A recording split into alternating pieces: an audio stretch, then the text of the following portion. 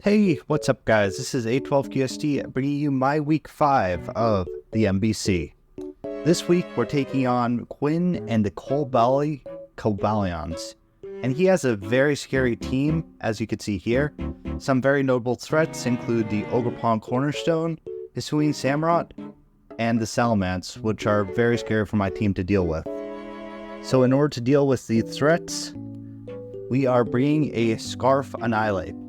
Now, this is just a typical Final Gambit set in order to take him a little off guard early and force the 5 vs 5 scenario.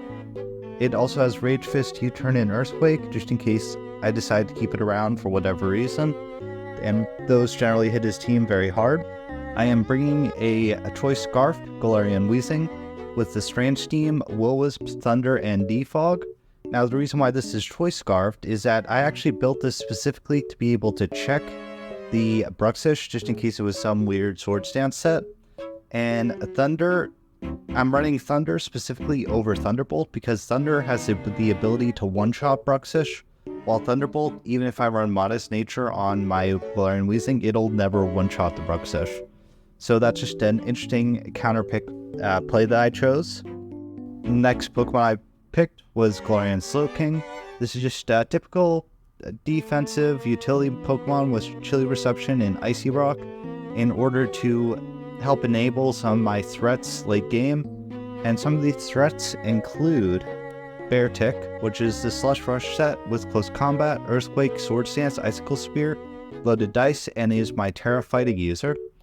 Fighting coverage just hits his team very hard, and he doesn't really have a great resist to it besides the Bruxish, which I'm not expecting him to want to let take too much damage throughout the game because it's very strong against my team and could be a very strong win condition with Wave Crash and Psychic Fangs.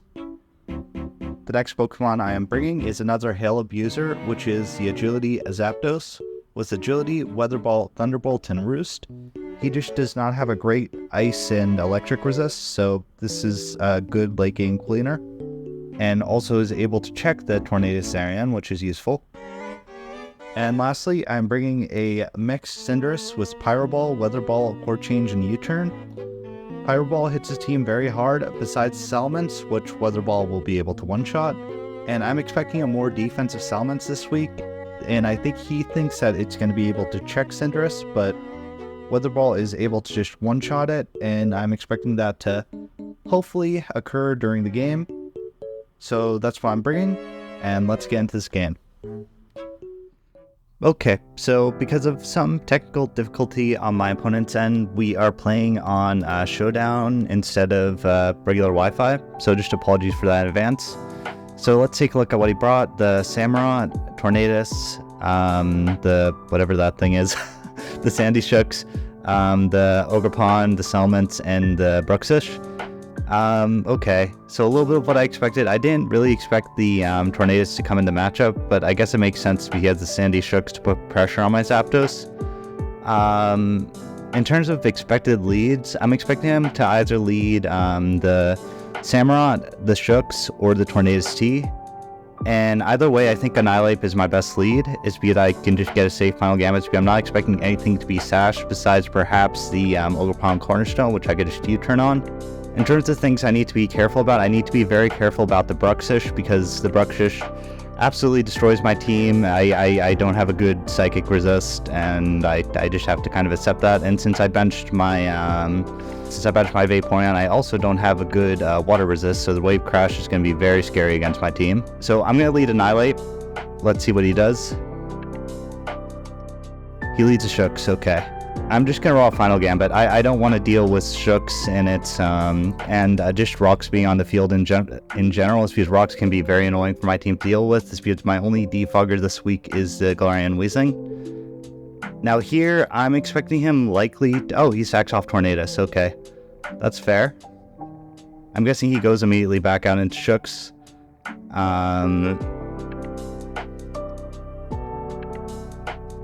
So I'm going to go out into Slowking. It's because my Slowking should be able to take one Earth Power, and I can Chilly Reception out into my Beartic, immediately threaten whatever's on the field.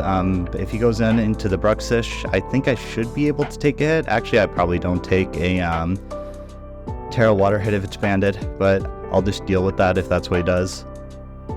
Yeah, he just brings out Shooks, kind of what I expected. I assume he goes for a grass move here, or sorry, not a grass move, a ground move here, or he sets up rocks. Either way, I'm just going to click Chilly Reception to bring my Beartic into the field, because Beartic just threatens his entire team a lot. Like, okay, he Volt Switches, fair enough. I'm guessing he goes out into Samurott. Yeah, I would guess Samurott. That would make a lot of sense here. He goes out into Samurott, I Chilly Reception. Now here I have two options. I can go out into Zapdos, Agility, and fire off a Weather Ball if the Sandy Shooks comes in, or I can go on into Beartic and just close combat. Both are very tempting here, honestly.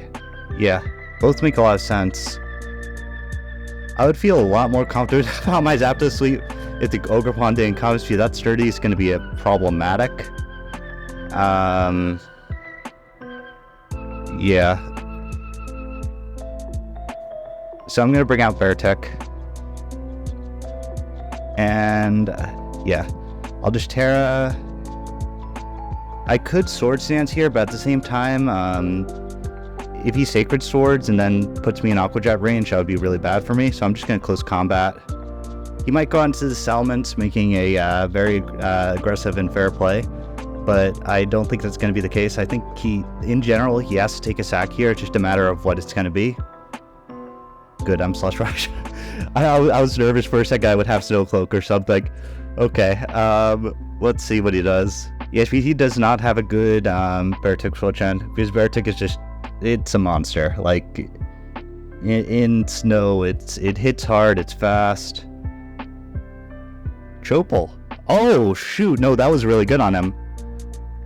Yeah, that was a really good play on his end. Okay, that changes things a lot. I think I have to close combat again either way, but that was really cool bring. Yeah, I didn't expect Chopal at all. I guess I guess it makes sense though. Both Cinderace and Beartic. Either way, he doesn't have a Beartic switch and he has to take a sack here. It's just a matter of, is he going to sack... Okay, so he sacks that off, so I don't need to worry about spikes on the field, so that's really good. I'm guessing Bruxish comes in here. Bruxish is such an annoying Pokemon for me to deal with. I think I brought Scarf Wheezing for it. It's been a while since I prepped. Yeah, I think I brought Scarf Wheezing with the Thunder for it. I ran Thunder. Okay, yeah, he brings out Bruxish. I have to take a sack here now. But who to sack? I don't have anything that's going to take a psychic move. What'll do more? Close combat or Earthquake? Yeah, close combat will do more. Yeah, I'll sack Beartic here. He could Aqua Jet. No, he doesn't Aqua Jet. Okay. That is very scary. Okay. Thank God I'm a Scarf Wheezing. If I was not a Scarf Wheezing, I would be in a lot of trouble right now. I do have to take a sack here, though. I think I'm gonna... Do I continue to sack Beartic? Is Cinderace... No. Wait, I suppose Ogerpon might be an issue if I sack Cinderace. Yeah, Beartic's still my sack.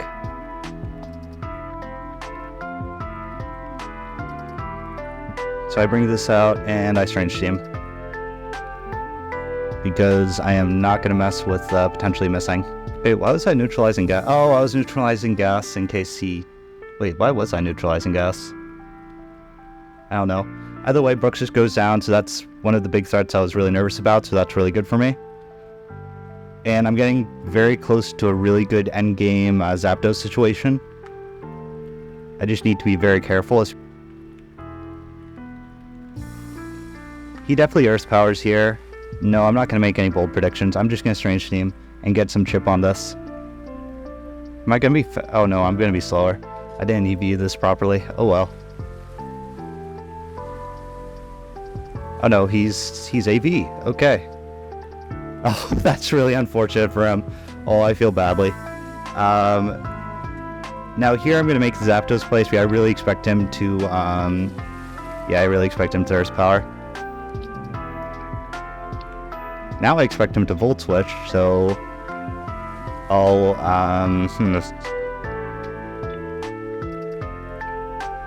No, he's gonna Power Jam. So I'll go out and Slowking. And he hits himself again. That's really unfortunate for him. And I'll Chilly Reception here to get my snow up. That did a lot of damage, okay. So I got my snow up. And I'll Pyro Ball. This because yeah. Actually, do I Pyro Ball or do I Weather Ball? Or do I U-turn? This is like a defensive Sandy Shook, so I don't know if my Cinderace will be able to take it out. So I'm going to plug in the calcs. It's because since my Weezing was slower, it's definitely not like a max speed set. Sandy Shooks against Cinderace. I am a max attack, 72 special attack, and I could either Weather Ball and Hail, or just raw Pyro Ball him. Pyro Ball's not going to kill. And he could Earth Power to kill me. So I U-turn. Yeah, I don't want to lose Cinderace to that play. Now the question is, do I go into Zapdos predicting the Earth Power? I think I do. Yep. And I threaten with Weather Ball. Now here I have two options. I can Agility. So I'll Agility. And now I'll Weather Ball.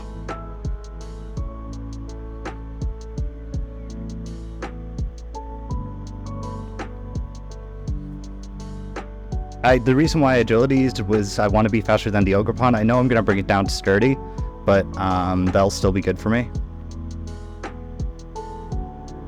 It's because now the game's basically over. He goes Ogerpon, I bring him down to Sturdy, then I go Cinderace, and I Weather Ball twice per game.